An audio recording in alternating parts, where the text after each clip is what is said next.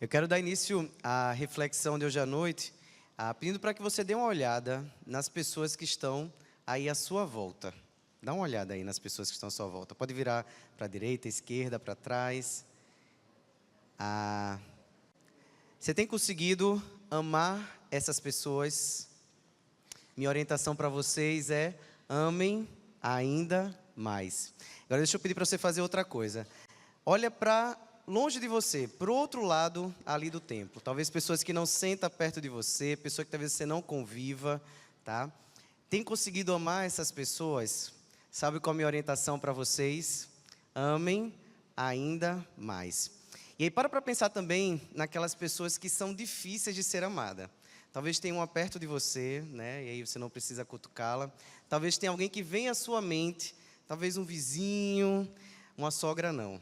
Mas talvez algum parente, né, algum amigo.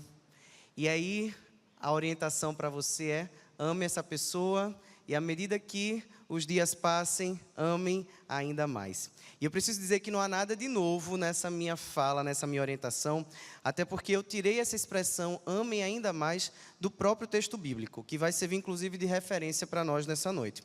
Eu vou já lhe convidar a abrir a sua Bíblia no livro de 1 Tessalonicenses, capítulo 4. 1 Tessalonicenses, capítulo 4, nós vamos ler os versos de 9 a 12.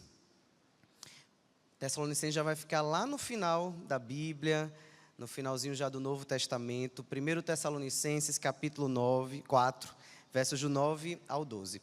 E eu vou pedir para que você faça aí o movimento sim de abrir a sua Bíblia ou acessar o seu aplicativo da Bíblia, ou se aproximar de alguém, porque o texto não vai ser projetado, tá? Conseguiram achar?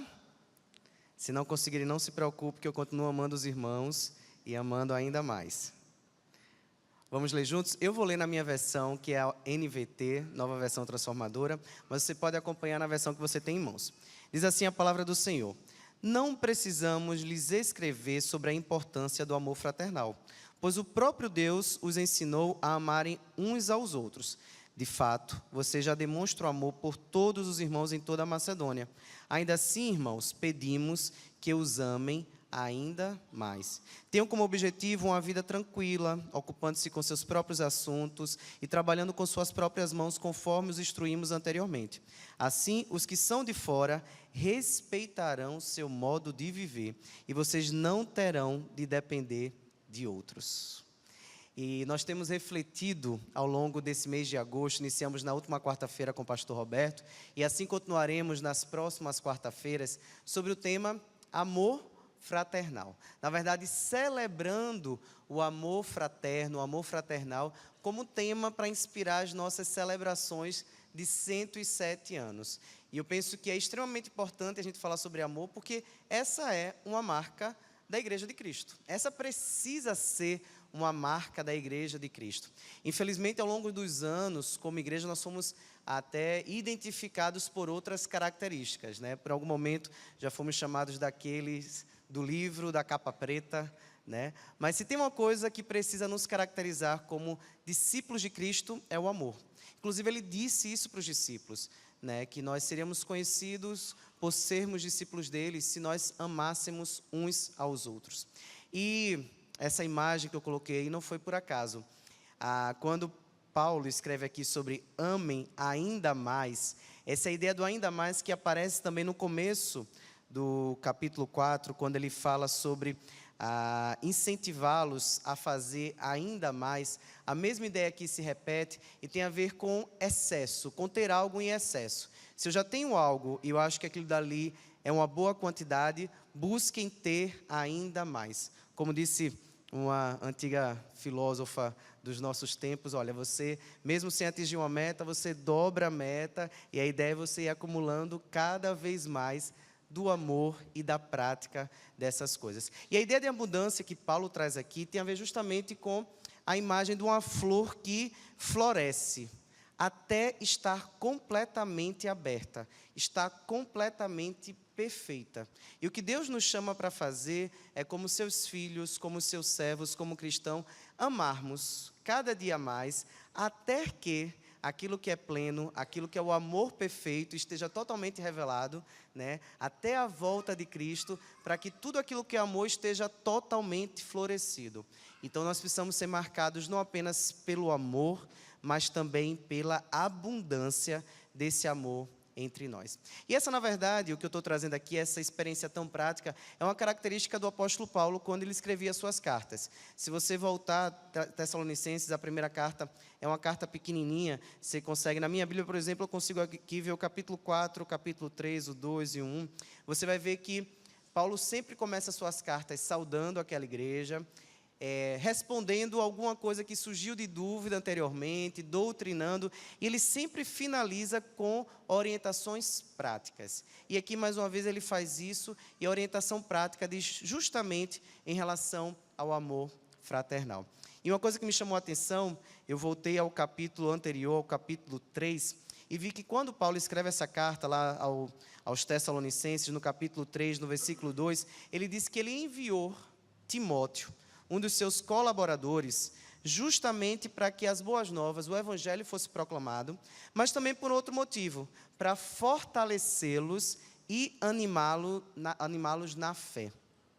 Isso me saltou aos olhos, porque eu penso que quando a gente busca viver o amor fraterno, esse é o grande objetivo, a gente fortalecer e nos animarmos uns aos outros na fé, justamente através do amor.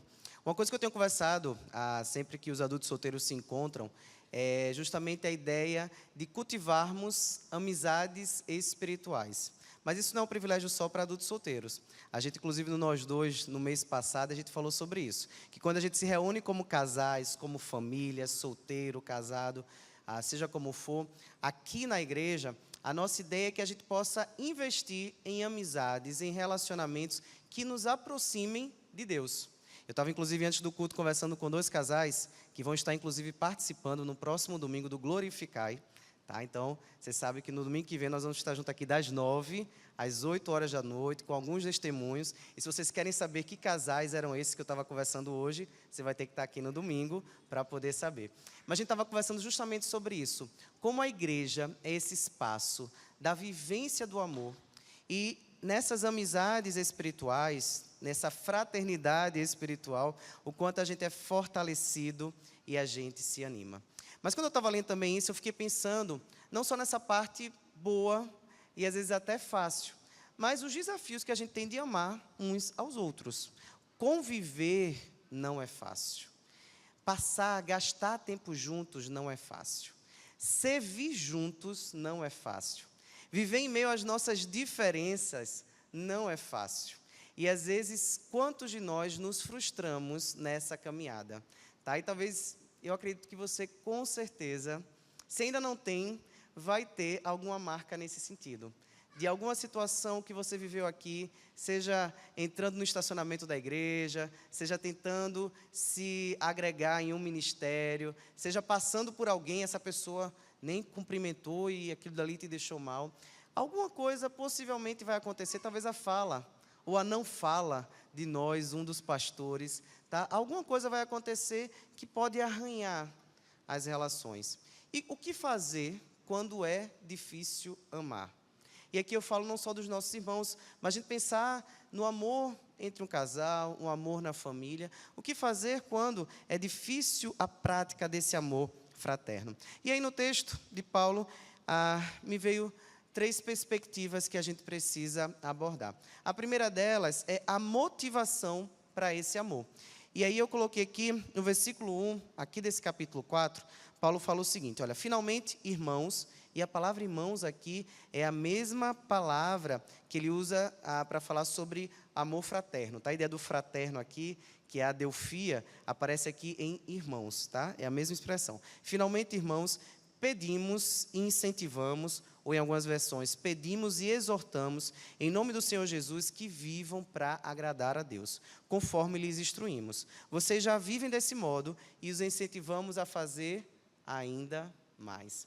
E aqui é interessante porque é a motivação para amar, inclusive aqueles irmãozinhos e irmãzinhas que são difíceis de serem amados, a motivação é fazer isso para a glória de Deus, viver uma vida que agrade a Deus, amar precisa ser algo presente, o amor fraterno em nosso meio, como a motivação de glorificar a Deus através disso, agradar a Deus através disso. E Paulo ele vai falar, no texto que nós lemos, que ele pede e exorta, pedimos e exortamos. E é tão interessante porque essa ideia de pedir e exortar seria um combo, tá? Uma mistura aqui de uma instrução, uma orientação que Paulo dá, um pedido que ele faz com a autoridade, inclusive, né, daquele que pregou as boas novas naquele lugar, mas também é carregado, recheado de oração.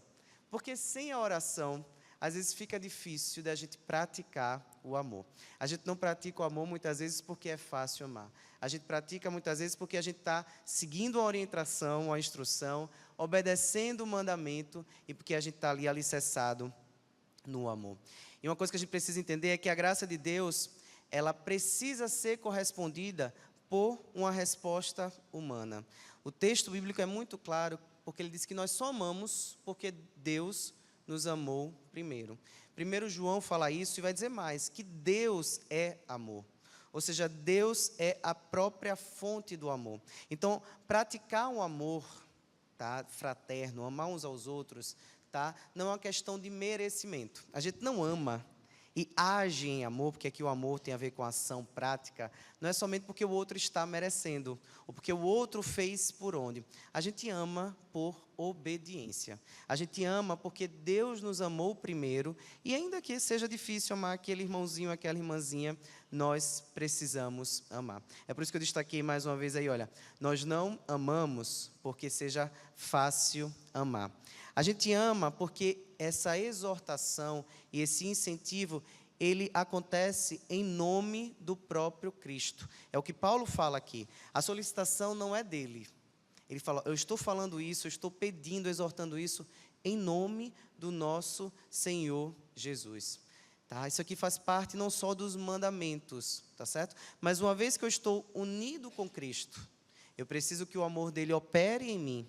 E esse amor sendo operado dentro de mim, ele vai ser evidenciado através de uma prática do amor. É nele e por ele. Só assim é que nós somos capazes de amar. E o versículo 2, que nós não lemos, mas eu vou ler aqui para os irmãos, Paulo ele diz o seguinte, olha, pois vocês conhecem os mandamentos que lhes demos, pela autoridade do Senhor Jesus. E mais uma vez aqui, reforçando, é que na autoridade dele e nele, é que nós vamos conseguir transformar isso aqui em uma prática. Glorificar a Deus e fazer a vontade dele é o cerne da vida cristã. E aqui o que a gente está entendendo é que quando eu amo, eu glorifico ao Senhor. E como seguidores, nós temos o compromisso de viver esse amor. O amor que está lá pautado em 1 Coríntios 13, o amor que tudo espera, que tudo crê, né? O amor que tudo sofre, um amor que jamais acaba. E eu até coloquei ali duas expressões como num diálogo, porque de vez em quando, conversando com alguns, eu acabo ouvindo isso. Olha, pastor, mas eu não sou Jesus. Eu não consigo amar em toda essa dimensão. Mas uma coisa que a gente precisa pensar é que, olha, nós não somos Cristo, mas nós somos discípulo dele. E ele nos capacita para amar. Então, a primeira coisa é isso, a motivação do amor, tá, não é o merecimento, mas glorificar a Deus, viver uma vida que agrada a Ele. Segunda coisa, o propósito desse amor. E eu vou continuar nesse capítulo 4 ainda, no versículo 3, quando ele diz o seguinte, olha, a vontade de Deus é que vocês vivam em santidade. E aí você pode até me perguntar, olha, pastor, mas o que o amor fraternal tem a ver com a santidade? Será que você não está confundindo aí as histórias, emendando um sermão no outro? Paulo, ele começa falando sobre a santidade e ele desdobra essa fala no capítulo 4, apontando justamente para o amor como uma evidência dessa santificação, tá, operada pelo Espírito Santo em nós. Na verdade, até estendi um pouquinho e eu trouxe aqui nesse capítulo 4, 4 orientações sobre a santidade, nesse contexto da carta aos Tessalonicenses. E ele vai dizer no versículo 4, por exemplo, que uma vez que nós buscamos viver a santidade, cada um deve aprender a controlar o seu próprio corpo. No versículo 6, ele vai dizer, uma vez que a gente busca viver em santidade, não prejudiquem nem enganem o seu irmão. E aí no versículo 10 ele vai dizer, olha, uma vez que vocês buscam viver a santidade, eu peço uma coisa, amem ainda mais. E ele termina no versículo 11 que nós lemos, olha, esforcem-se para ter uma vida tranquila, cuidem dos seus próprios negócios e trabalhem com as próprias mãos. E aqui é maravilhoso a gente perceber a amplitude do conceito de santidade. A gente às vezes pensa que santidade tem a ver apenas com a pureza no sentido moral ou sexual, mas a santidade é um processo que Deus opera em nós desde o momento que nós nos convertemos. E ele se segue até o momento que Deus nos levar ou que Ele voltar. E durante esse processo de santidade, a santidade não tem a ver apenas com a relação vertical, embora ela comece numa experiência vertical. Mas essa santidade, ela precisa ser evidenciada na horizontalidade, na experiência um com o outro, no controle do meu próprio corpo, na minha intenção com o outro, não prejudicando, amando ainda mais e cuidando dos meus negócios, vivendo as minhas próprias coisas. Então perceba que a santidade é amplo. Tá? E aqui Paulo ele quer fazer justamente essa colocação para os Tessalonicenses. Olha, continuem naquilo que vocês têm vivido. E uma vez que vocês têm praticado isso, não parem, pratiquem ainda mais. E é quando a gente chega no versículo 9, quando ele diz, olha, inclusive sobre o amor fraternal, eu nem preciso escrever sobre isso para vocês. Tá? Eu fico até pensando Paulo falando isso, e aí eu fico lembrando também de uma mãe e de um pai. Pelo menos eu lembro de algumas situações em que eu fazia alguma coisa que eu não deveria, e o olhar de Dona Teresa já expressava isso. Olha, eu nem preciso falar sobre isso. Eu penso que Paulo está falando, olha, eu nem preciso colocar sobre isso, porque já está claro para vocês sobre o amor fraternal. E a gente tem ouvido sobre isso, e talvez eu nem precisasse também falar sobre isso. Mas como é o tema do nosso mês, eu irei falar. E aqui o amor fraternal, ele é a palavra grega Filadélfia, que é sim, tá? O nome, inclusive, de um estado lá nos Estados Unidos, tá certo? E Filadélfia, vocês já aprenderam na quarta-feira passada, se não, vão lá no YouTube, tá certo? Tá a pregação da última quarta-feira. A ideia de filos, a gente já aprendeu que tem a ver com o amor, e adelfia tem a ver com, o delfos tem a ver com irmão. E aqui é interessante porque no grego, a ideia aqui de irmão seria o irmão de sangue, o irmão consanguíneo, tá certo? Mas no Novo Testamento, a ideia de adelfia, como vocês viram no versículo 1 do capítulo 4, ela começa a ser usado para aqueles que participam do corpo de Cristo, para aqueles que participam da igreja de Cristo. E até hoje, nós somos adelfos um do outro, né? Muitas vezes até quando a gente esquece o nome do irmão, da irmã, a gente tem essa vantagem de poder chamar, ô irmã, ô irmão, né? E às vezes passa batido. Não que o pastor esqueça o nome de alguns de vocês, mas somos abençoados por poder chamar um ao outro de irmãos. E Paulo, ele traz aqui uma característica ainda mais ampla dessa questão do amor fraterno, que a gente vê ele escrevendo aos Romanos falando isso, e a gente vê o próprio Cristo, ao falar com seus discípulos, trazendo essa dimensão do uns aos outros, essa mutualidade como uma característica que precisa estar presente no reino de Deus. Chorar uns com os outros, se alegrar também uns com os outros. A dor do outro é também a minha dor. E até me permita, Lin, a gente estava conversando hoje, eu já tenho aqui uma deixa, né? Um spoiler, e aí se você pegou, já sabe um pouco do que vai acontecer no próximo domingo. Mas o Lin, ele estava compartilhando, Lin, ele tem pouco tempo em nossa igreja, inclusive como membro. E há 2 domingos atrás, inclusive no domingo da ação social, Lin chegou aqui com a família, inclusive eu cumprimentei eles na entrada, minutos depois eles saíram, porque a avó do Lin havia falecido. E ele estava compartilhando comigo o quanto ele foi marcado naquele dia pelo amor fraternal, pela Filadélfia, tá? Porque ele falou que a quantidade de mensagens e ligações e a presença, né, desde os pastores da nossa igreja, como dos irmãos da igreja, pessoas que ele falou, olha, eu estou convivendo há tão pouco tempo, mas ali eles demonstraram a Filadélfia, eles demonstraram esse amor fraterno. Nem conheciam a minha avó, mas demonstraram amor por mim e pela minha família. A dor do nosso irmão é a nossa dor, precisa ser a nossa dor. Aquilo que incomoda tá? Aquilo que preocupa. A gente compartilha, né, Marcos, pedidos de oração no grupo da classe, nas comissões que nós estamos, e ali é porque a gente acredita e confia que alguém vai ler aquela mensagem e vai estar orando, tá? Uma coisa que a gente tem extremamente caro hoje em dia, tá? Não é o dólar, não é a gasolina, mas é o nosso tempo. E quando eu paro para dedicar tempo, para orar por algum irmão, para perguntar como é que está, se aquilo foi resolvido, eu estou praticando a Filadélfia, o amor fraterno. E aqui é interessante porque Paulo ele vai dizer, olha, irmãos, né, e aqui ele usa o termo, vamos lá, no versículo 9. Não preciso lhes escrever sobre a importância do amor fraternal à Filadélfia, pois o próprio Deus os ensinou a amarem uns aos outros. E embora aqui apareça amor fraternal em português e amarem uns aos outros, a gente tem no grego aqui duas palavras diferentes. E a palavra que aparece aqui, como o ameis, nessa segunda parte, nessa segunda expressão, é justamente a palavra ágape, tá? O agapau. Vocês têm ouvido falar também sobre o amor nessas diferentes palavras no grego, e é justamente esse mesmo amor que Deus tem para nós. Ele fala que o amor fraterno, a Filadélfia, precisa ser marcada, caracterizada também por essa experiência ágape.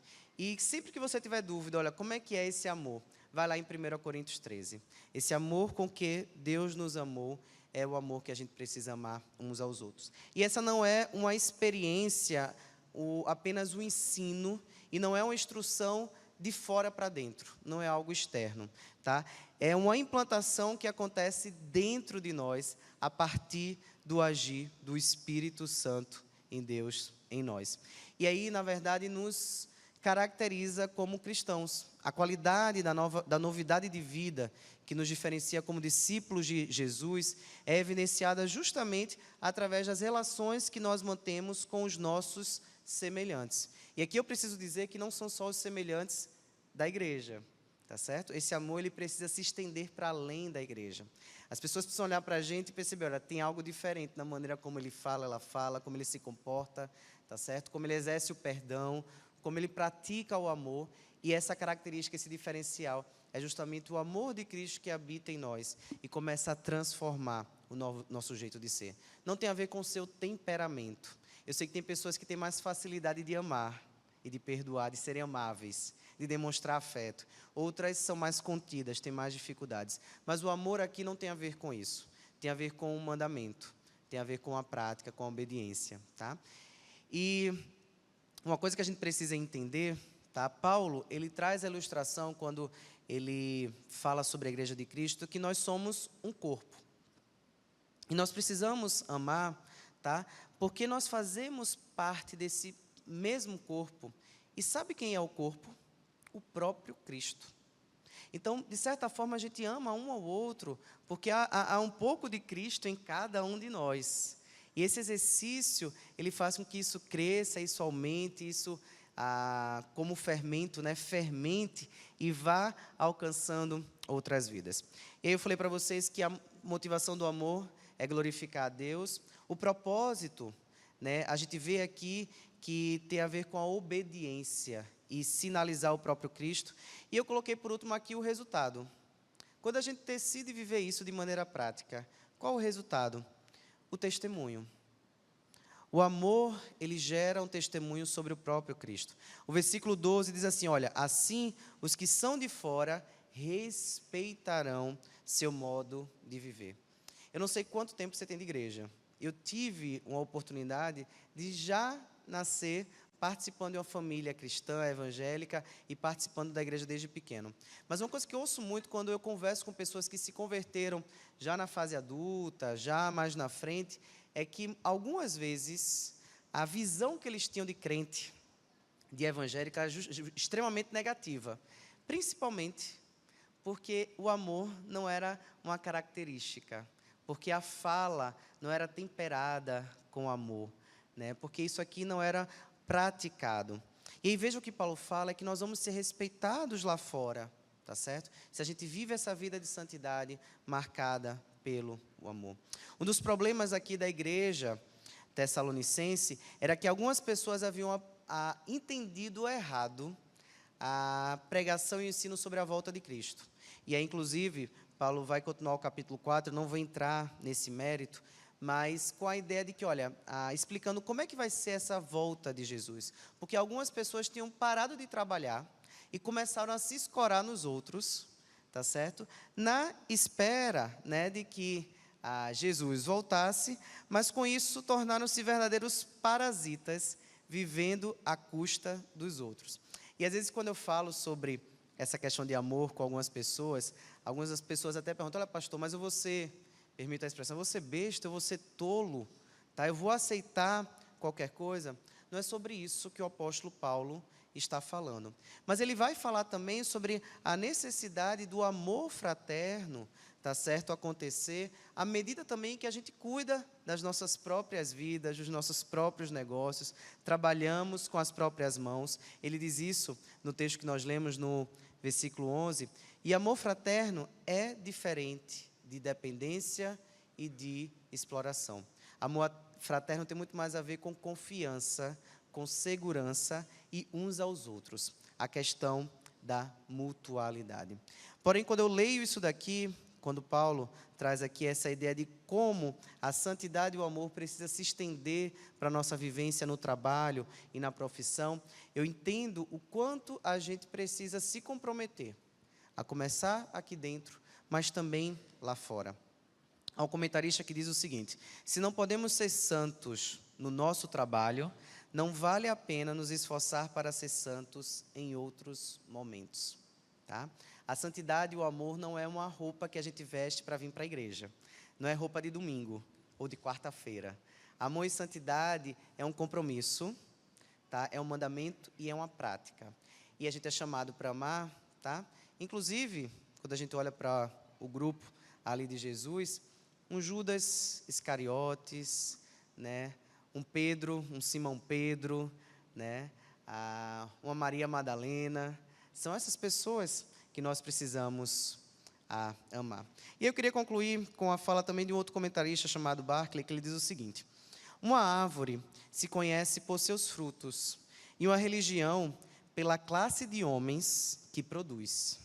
A única maneira de mostrar que o cristianismo é a melhor de todas as crenças é demonstrar também que produz os melhores homens e mulheres. Quando nós, os cristãos, demonstramos que nosso cristianismo nos faz melhores trabalhadores, amigos mais fiéis, homens e mulheres mais amáveis, então, e só então, pregamos de verdade. O importante não são as palavras, mas sim as obras. Não a oratória, mas sim a vida. O mundo lá fora nunca entra na igreja para ouvir um sermão, mas nos vê diariamente fora da igreja. Nossa vida deve ser o sermão que ganhe os homens para Cristo. Esse é o grande resultado do amor fraternal, que a gente aprende a viver aqui, no ferro afiando ferro, né? E a gente estende lá para fora, para todos os nossos relacionamentos, para que através disso, nosso Deus seja glorificado, a gente viva em obediência e se juntem àqueles que vão ser alcançados e impactados pela vivência do amor de Cristo em nós. Essa é a nossa missão, esse é o nosso desafio e nós vamos orar juntos por isso. Deus, nós te agradecemos pela oportunidade que nós temos de te conhecer, de sermos em primeiro lugar amados por ti e como consequência podemos viver o amor uns pelos outros. Esse é um grande desafio, Deus, porque nós temos as nossas limitações, a nossa humanidade, nós temos uma tendência, Deus, inclusive até de nos agregarmos, excluindo outros, excluindo aqueles que não são fáceis de serem amados e de conviver. Quantas vezes nos gestos, no olhar, nas falas, nós matamos mais do que geramos vida. E não é isso que o Senhor quer para nós, não é isso que o Senhor tem para nós. E é por isso que a minha oração, Deus, é que o Senhor possa nos encher de todo amor. O Senhor é a fonte de todo amor. Por isso que nós possamos estar dependendo de Ti, conectados a Ti. E assim possamos estar praticando o amor como Cristo nos amou. O amor fraterno, né? O amor que nos leva a andar uma milha a mais, o amor que nos leva a perdoar, tá? O amor que nos leva a chorar junto, a nos alegrar junto. O amor que é fruto, da nossa relação contigo. Que possamos fazer isso como obediência e que através disso nós possamos espalhar a tua luz no mundo.